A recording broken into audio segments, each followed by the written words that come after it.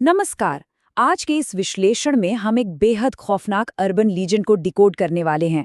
मतलब हम एक ऐसी कहानी की तह तक जाएंगे जो रात के घुप अंधेरे और एक कभी न खत्म होने वाले सफर के इर्द गिर्द घूमती है। एक ऐसा सफर जहां चीजें बिल्कुल वैसी नहीं होती जैसी वो दिखाई देती हैं। तो चलिए, बिना वक्त बर्बाद किए सीधे इस रोंगटे खड़े कर देने वाले मामले को समझते हैं। क्या होता है जब कोई एक ऐसी ट्रेन में चढ़ जाए जिसका कोई आखिरी स्टेशन ही ना हो? इस गहरे और डार्क सवाल पर जरा गौर करें। ये सिर्फ एक आम सा वाक्य नहीं है, बल्कि इस पूरे खौफ की बुनियाद है जिसे हम आज समझने वाले हैं।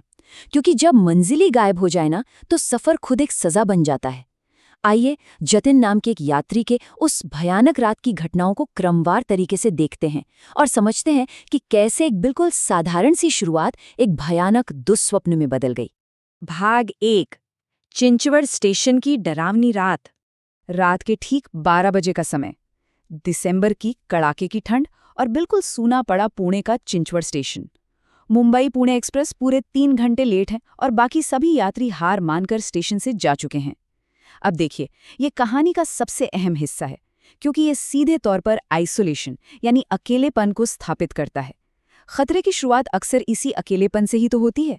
जब इंसान थका हुआ और बिल्कुल अकेला होता है तो उसका दिमाग खतरों को भांपने में अक्सर बड़ी गलतियां कर बैठता है। और ठीक यहीं से पहला सबसे बड़ा संकेत मिलता है। एक भिखारी जतिन के पास आता है और उसे एक बहुत ही अजीब सी चेतावनी देता है। अपना ध्यान रखना, किसी अनजान से बात मत करना। ये कोई रैंडम बात नहीं थी, बल्कि इस पूरी कहानी का एक शानदार फॉरशैडोइंग यानी आने वाले खतरे का संकेत था। लेकिन जतिन दिन भर की भागदौड़ से इतना ज्यादा थका हुआ था कि वो इस बहुत बड़े रेड फ्लैग को पूरी तरह से नजरअंदाज कर देता है। सच कहें तो असल जिंदगी में भी थकावट और घर पहुंचने की जल्दी अक्सर इंसानों को ऐसे ही अंधा कर देती है। भाग 2, एक रहस्यमय और खाली ट्रेन। अब यहाँ जो बात सबसे ज्यादा दिलचस्प है वो है इन रेड फ्लैग्स का एक के बाद एक सामने आना। सोचिए, ट्रेन का बिना किसी सिग्नल या अनाउंसमेंट के अचानक प्लेटफॉर्म पर आ जाना। जतिन का उस पूरी की पूरी ट्रेन में चढ़ने वाला इकलौता इंसान होना। दरवाजे से पीछे मुड़कर देखने पर उस पीछे छूट गए भिखारी की वो अजीब सी मुस्कान, और सबसे बड़ी बात, पुणे मुंबई जैसे बिजी रूट की ट्रेन का पूरा कोच खाली होना। स्रोत सामग्री ने इन डिटेल्स को इतनी खूबी से बुना है कि यह धीरे धीरे क्लॉस्ट्रोफोबिया यानी बंद जगह का खौफ पैदा करने लगता है। यहाँ आकर कहानी हमारी सेंसरी डिटेल्स यानी हमारी इंद्रियों के साथ खेलती है। जरा इमेजिन कीजिए, ट्रेन के उस खाली डिब्बे में जहां कोई परिंदा भी नहीं है, अचानक भारी और तेज सांसों की आवाज गूंजने लगती है। ये वाकई सोचने वाली बात है कि कुछ भी डरावना दिखने से पहले ये सिर्फ सुनने वाला अनुभव सस्पेंस को एकदम चरम पर ले जाता है। जब हमारी आंखें कुछ नहीं देख पाती तो हमारे कान खतरे के प्रति और भी ज्यादा सतर्क हो जाते हैं। और फिर जहन में ये सवाल खड़ा होता है, ट्रेन किसी स्टेशन पर रुक क्यों नहीं रही है?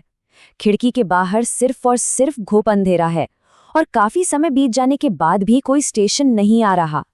असल खौफ तो तब शुरू होता है जब हमारे आसपास की भौतिक दुनिया के नियम काम करना बंद कर देते हैं। एक ट्रेन को स्टेशनों पर रुकना चाहिए, लेकिन ये ट्रेन तो किसी और ही नियम पर चल रही थी। भाग 3, 20 साल पुराना खौफनाक राज। भ्रम और हकीकत के बीच का ये जो अंतर है ना, ये सच में रोंगटे खड़े कर देने वाला है। शुरुआत में जतिन को लगता है कि सामने बस एक आम यात्री बैठा है जो बस अजीब तरीके से मुस्कुरा रहा है और जिसकी आंखों में सूनापन है। लेकिन अचानक वो भ्रम टूटता है और खौफनाक हकीकत सामने आती है। एक ऐसा भयानक साया जिसका सिर पूरी तरह से कुचला हुआ है और आंखों से लगातार खून बह रहा है। ये एक मनोवैज्ञानिक सस्पेंस से सीधा सुपरनैचुरल हॉरर की तरफ एक बहुत ही शार्प शिफ्ट है। उस भूतिया साये का दर्दनाक अतीत कुछ इस तरह था। आज से ठीक 20 साल पहले बिल्कुल इसी तरह की एक लेट ट्रेन थी। सीट को लेकर कुछ शराबी यात्रियों से हुई एक छोटी सी बहस और फिर उस इंसान को चलती ट्रेन से बाहर फेंक दिया जाना। उसका सिर एक बिजली के खंभे से टकराया और पटरियों पर गिरते ही सामने से आ रही एक दूसरी ट्रेन ने उसे कुचल दिया। ये टाइमलाइन हमें ये समझने में मदद करती है कि कैसे एक बहुत ही आम सी लगने वाली घटना ने एक कभी न खत्म होने वाले और निर्दयी श्राप को जन्म दे दिया। और फिर वो साया कहता है, तुमसे किसने कहा कि मैं जिंदा हूं? मैं तो मर चुका हूं। इस डायलॉग की टाइमिंग और इसके पीछे का जो ठंडापन है, वही इस पूरी घटना का टर्निंग पॉइंट है। बस यही वो पल है जब जतिन के लिए पीछे मुड़ने के सारे रास्ते हमेशा के लिए बंद हो जाते हैं। अब वो एक ऐसी सच्चाई के आमने सामने था जिसे किसी भी कीमत पर झुटलाया नहीं जा सकता था। भाग 4। मुक्ति की वह भयानक शर्त। अपनी जान बचाने की नाकाम कोशिश में जतिन घबराहट में इमरजेंसी चेन खींचता है, लेकिन जैसा कि हमने देखा, भौतिक नियम यहाँ लागू नहीं होते। चेन खींचने पर ट्रेन रुकने के बजाय और भी ज्यादा तेजी से दौड़ने लगती है। जतिन झटके से फर्श पर गिर जाता है और उस खौफनाक भूत के सिर से बहने वाला खून सीधे उस पर टपकने लगता है।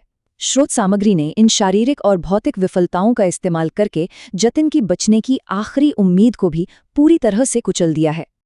अब इस श्राप के काम करने के तरीके या कहें इसके मैकेनिक्स को समझते हैं। ये कोई आम भूतिया कहानी बिल्कुल नहीं है जहां भूत सिर्फ डरा कर छोड़ देता है। ये एक क्रूर प्रणाली है, एक पूरा सिस्टम है। ये श्राप सिर्फ एक ही शर्त पर काम करता है, रिप्लेसमेंट यानी प्रतिस्थापन। नियम बहुत साफ हैं। वर्तमान आत्मा को मुक्त करो, उसकी जगह खुद लो और फिर अगली बलि का अनंत काल तक अंधेरे में इंतजार करो। ये वाकई एक ठंडी और बहुत ही सोची समझी यातना है। ये एक ऐसा चुनाव है जो किसी के भी रोंगटे खड़े कर दे। एक तरफ है आत्मसमर्पण, यानी उस आदमी को मुक्ति देने के लिए खुद उस ट्रेन का नया भूत बन जाना, और दूसरी तरफ है इनकार, यानी अगले स्टेशन के आने से पहले ही खौफनाक तरीके से अपनी जान गंवा देना। मनोवैज्ञानिक खौफ का ये सबसे चरम स्तर है, जहां शिकार के पास असल में कोई सही विकल्प बचता ही नहीं है। दोनों ही रास्तों पर सिर्फ और सिर्फ तबाही है। भाग 5। कभी न रुकने वाला सफर। ठीक है, मैं तुम्हें मुक्त करूंगा, बस ये चंद शब्द। इन शब्दों के साथ जतिन फाइनली हार मान लेता है और समर्पण कर देता है। और यही वो पल है जो उसकी किस्मत पर एक भयानक मुहर लगा देता है। वापसी का अब कोई रास्ता नहीं बचा। जैसे ही श्राप एक से दूसरे पर ट्रांसफर होता है, डिब्बे के पूरे वातावरण में एक जबरदस्त बदलाव आता है। जो ट्रेन चेन खींचने पर भी नहीं रुकी थी, वो अचानक ब्रेक की तेज आवाज के साथ रुक जाती है। डिब्बे में एक जमने वाली बर्फीली ठंडक फैल जाती है और वो पुराना भूत 20 साल के अपने लंबे इंतजार के बाद मुस्कुराता हुआ हवा में विलीन हो जाता है। ट्रेन के दरवाजे खुलते हैं, लेकिन बाहर जाने के लिए नहीं, बल्कि बाहर के उस खाली अंधेरे का स्वागत करने के लिए।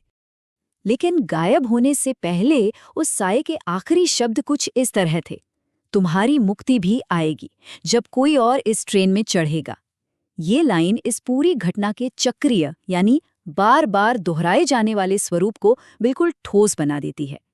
ये क्रूरता की एक ऐसी जंजीर है जो कभी टूटती ही नहीं है, बस एक गले से निकलकर दूसरे गले में पड़ जाती है। और यही इस कहानी की सबसे कड़वी और भयानक सच्चाई है। इस कहानी का नायक अब शिकार नहीं रहा, वो खुद वो खौफनाक साया बन चुका है, जो अब उसी ट्रेन के अंधेरे में बैठकर किसी और मासूम के आने का इंतजार करेगा। एक ऐसा सफर जो कभी खत्म नहीं होगा। इस खौफनाक सवाल के साथ आज का ये विश्लेषण हम यहीं समाप्त करते हैं। स्रोत सामग्री की ये कहानी हमें सोचने पर मजबूर कर देती है कि हमारी रोजमर्रा की दुनिया के अंधेरे कोनों में कौन-कौन से राज छिपे हो सकते हैं। अगली बार जब आधी रात को किसी खाली रेलवे प्लेटफॉर्म पर कोई ट्रेन आए, तो ये सवाल जहन में जरूर आना चाहिए कि उस ट्रेन के अंदर अपनी मुक्ति के लिए कौन इंतजार कर रहा होगा।